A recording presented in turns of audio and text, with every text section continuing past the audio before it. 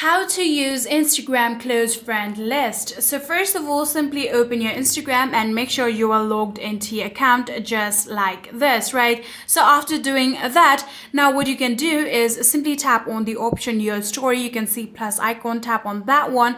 Then you'll be able to open any of your gallery just like this. So you can select any of the photo you want to upload to your close friend just like this. You'll be able to see close friends right here.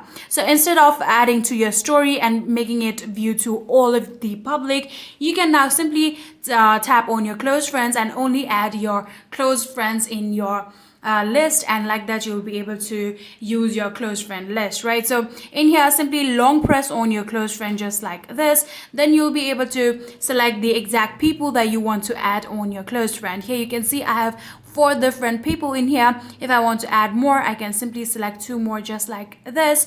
And in here, if you want to clear it all, you can tap on clear all and simply select from like the starting. And in here, you can see I have selected 6 people. Then all you need to do is tap on share to like 6 just like this.